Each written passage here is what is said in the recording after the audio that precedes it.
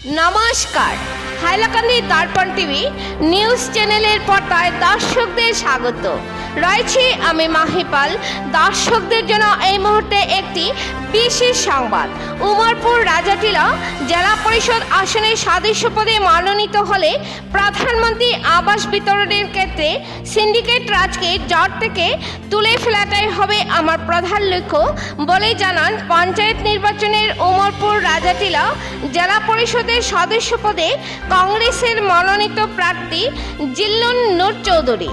এই উপলক্ষে আজ শনিবার বদরপুরের মিশন রোডস্থিত নিজ বাসভবনে এক একান্ত সাক্ষাৎকারে রাজাটিলা উমরপুর জেলা পরিষদের কংগ্রেসের মনোনীত প্রার্থী জিল্লুন নূর চৌধুরী জানান যে এবারের পঞ্চায়েত নির্বাচনে তিনি বিভিন্ন জায়গায় ক্যাম্পিং করে এবং শুক্রবারে অনুষ্ঠিত পঞ্চায়েত নির্বাচনে জনগণের কাছ থেকে উনি বিশেষ সাড়া পেয়েছেন। সেই জন্য তিনি 100% আশাবাদী রয়েছেন যে এই আসনে তিনি জিতবেন। জিল্লুন নূর জানান যে প্রধানমন্ত্রী আবাস বিতরণের ক্ষেত্রে বিভিন্ন সময় অনেক ধরনের সিন্ডিকেটের খবর পাওয়া যায়, কিন্তু তিনি জেলা পরিষদ সদস্য পদে নির্বাচিত হলে পরে এই ধরনের সিন্ডিকেটকে কোনো ধরনের প্রশ্রয় দেওয়া হবে না। দালালের মারফতে ঘর বিতরণকে তিনি পুরোপুরি সমাপ্ত করে দেবেন। এছাড়াও তার জেলা পরিষদ এলাকার রাস্তাঘাটের সংস্কার, পানীয় জল এবং বিভিন্ন সরকারি প্রকল্পের সুবিধা প্রকৃত হিতাধিকারীদেরকে পাইয়ে দেওয়াটাই থাকবে তার অন্যতম লক্ষ্য।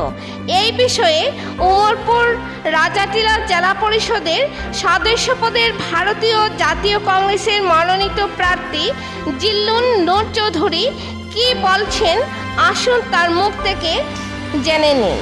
হাইলাকান্দি থেকে সিপ্রিয়ান দাসের রিপোর্ট। পরবর্তী খবর পেতে হাইলাকান্দি দর্পণ টিভি নিউজ চ্যানেলটিকে একটি লাইক ও ফলো করে পাশে থাকুন। ধন্যবাদ। আচ্ছা জিন্নুর ভাই, এই যে নির্বাচন যেটা অনুষ্ঠিত হয়েছে, এটাতে মুখ্যত আপনার কার সঙ্গে প্রতিদ্বন্দ্বিতা হবে বলে আপনি মনে করেন?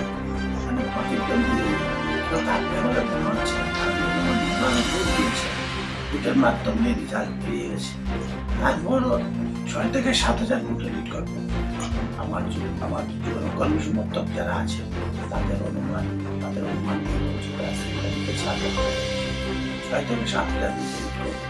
6 থেকে 7,000 ভোট বেশি পেয়ে আপনি জিতবেন। আচ্ছা আচ্ছা, সার্ভের মাধ্যমে আপনি, আচ্ছা ধন্যবাদ আপনাকে। আমরা এই মুহূর্তে এসেছি উমরপুর রাজাটিলা জেলা পরিষদের ভারতের জাতীয় কংগ্রেসের মনোনীত প্রার্থী জিল্লুন নূর চৌধুরী ওনার সাক্ষাৎকার গ্রহণ করতে। তো প্রথমত জিল্লুর ভাই, আপনাকে আমাদের মিডিয়ার পক্ষ থেকে আপনাকে নির্বাচনী অভিনন্দন জানাই। আপনি নির্বাচনে প্রতিদ্বন্দ্বিতা করেছেন বা কালকে নির্বাচন অনুষ্ঠিত অলরেডি হয়ে গেছে।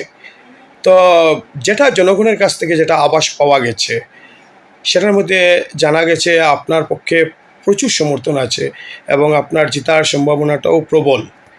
তো বাকি তো রেজাল্টের পরেই জানা যাবে।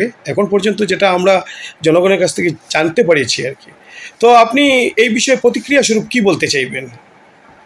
সর্বপ্রথম আপনার এই নিউজ চ্যানেলকে আমার পক্ষ থেকে আন্তরিক অভিনন্দন জানাই, ধন্যবাদ।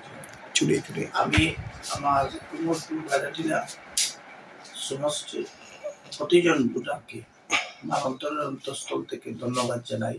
কারণ যে গতকাল যে ভোট পর্ব অনুষ্ঠিত হয়েছে, সেই ভোট পর্বে মানুষ, আমার জনগণ গণহারে ভোট দিয়েছেন আমাকে, যেটা আমি কখনো কল্পনাই করতে পারিনি। এমন সাড়া দিয়েছে এই উমরপুর রাজাটিলা সমষ্টির প্রতিজন ভোটার। আমি সত্যি আবেগিত হয়েছি এবং আপ্লুত যে জনগণ আমাকে এভাবে সাপোর্ট করবেন তা কখনোই আমি কল্পনা করতে পারিনি। জনগণের আস্থা ছিল এবং জনগণের ভরসা ছিল, তাই আমি প্রতিজ্ঞাবদ্ধ এবং প্রতিশ্রুতিবদ্ধ জনগণের হয়ে জনগণের কাজ করব। তো আপনার নির্বাচনের ভোট গণনা কত তারিখে শুরু হবে? আগামী 11 তারিখ সকাল 7টা থেকে শুরু হবে নির্বাচনের ভোট গণনা করব। ভোট গণনা, সেটা শুধু আনুষ্ঠানিকতা থাকবে। আচ্ছা আচ্ছা। সেই নির্বাচনের ভোট গণনা তো শুধু আনুষ্ঠানিকতাই থাকবে। জনগণ অলরেডি রেজাল্ট দিয়ে দিয়েছেন গতকাল। আচ্ছা, তো এটা তো ঠিক আছে। এমনিতে ভোট গণনায় আপনি কত শতাংশ আশাবাদী আছেন যে আপনি জিতবেন বলে? আমি আপনাকে বলে দিয়েছি যে গতকাল যে রায় জনগণ অলরেডি দিয়ে দিয়েছে এবং বুঝিয়ে দিয়েছে কে জিতছে কে আছে। তার মানে আপনি নিশ্চয়ই আপনারা সার্ভে করেছেন, রেজাল্ট পেয়ে গেছে। তার মানে 100%? হ্যাঁ, আচ্ছা তাতে কোনো কনফিউশন নেই। আচ্ছা আচ্ছা। তো যদি আপনি জিতে যান আপনার সমষ্টিতে, তো আপনি জনগণের জন্য, আপনার এলাকার উন্নয়নের জন্য প্রাথমিকভাবে আপনার কি কি কাজ করা আপনার লক্ষ্য আছে বা প্ল্যানিং আছে? আমার আমার নিজের কোনো পার্সোনাল ইশতেহার নেই। হুম, আমি যে জায়গায় গিয়েছি নির্বাচনী জনসভায় বক্তব্য রেখেছি, মানুষ আমাকে বলেছে, আমিও মানুষকে বলেছি যে জনগণের যে কাজ হবে সেটাই আমার প্রাথমিকতা থাকবে, জনগণের যেটা দাবি থাকবে সেটাই আমার প্রাথমিকতা থাকবে। হুম। বিভিন্ন এলাকায় গিয়েছি, রাস্তাঘাটের দুরবস্থা, আরো বিভিন্ন ইস্যু, সেগুলো নিয়ে আমার পদক্ষেপ থাকবে। আচ্ছা আচ্ছা। তো যেগুলো যে কিছু কিছু সরকারি প্রকল্পের যেটা অধিকার থাকে, অনেক সময় অনেক জনগণ এগুলো থেকে বঞ্চিত থাকে, তো সেগুলোর বিষয়ে আপনি কতদূর পদক্ষেপ নেবেন? সদা সর্বদা সচেষ্ট থাকবো। আগে যে সিন্ডিকেট রাজ ছিল সেটা আর থাকবে না, যে এক প্রধানমন্ত্রী আবাস যোজনার নামে টাকা দিতে লাগবে কাউকে, সেটা আমার কার্যকালে সেটা সম্ভব হবে না। আমি যেখানেই জানবো সেখানেই প্রতিবাদ করে তুলব। এই ধরনের কার্যকলাপ কখনোই হবে না। আমি জনগণকে আশ্বস্ত করেছি। আর আমার কাছে আসতে হলে কোনো দালাল ধরতে লাগবে না, ডাইরেক্ট আসতে পারবে জনগণ, কারণ আমি দালালদেরকে কখনোই প্রশ্রয় দিইনি আর দেবো না। মানে সিন্ডিকেট রাজকে আপনি কোনো অবস্থায় বরদাস্ত করবেন না? কোনো অবস্থায় বরদাস্ত করবো না। জনগণের যে প্রাপ্য হকটুকু তাদের ঘরেই পৌঁছে দেবো। আমি বলেছি আমার নির্বাচনী প্রতিশ্রুতি। আচ্ছা, তো শেষমেশ আপনি এখন তো মনে করেন আপনার তো, আপনি যেটা বললেন আপনার আনুষ্ঠানিকতা মাত্র, নাহলে একরকম জনগণ তার রায় দিয়ে দিয়েছেন। তো এখন শেষমেশ আপনি জনগণের উদ্দেশ্যে আপনি মিডিয়ার মাধ্যমে কি বার্তা দিতে চাইবেন? আমি আপনার এই ভিডিও বার্তার মাধ্যমে আমার ইমরপুর রাজাটিরা সমষ্টির প্রতিজন ভোটারের কাছে আমি চিরঋণী হয়ে থাকবো। আমাকে যেভাবে এই অভূতপূর্ব সাড়া দিয়ে গণহারে ভোট দিয়েছে সেটা কল্পনাও করতে পারিনি কখনো। জনগণ আমাকে এভাবে সাপোর্ট করবে। আমি আমার সর্বদা চেষ্টা থাকবে এই ঋণ পরিশোধ করতে। আমার যে যতটুকু আমার তরফ থেকে করণীয় আমি আমার কার্য দ্বারা চেষ্টা করব সেই ঋণটি পরিশোধ করার।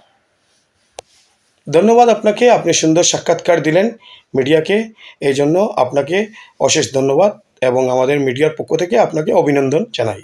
ধন্যবাদ।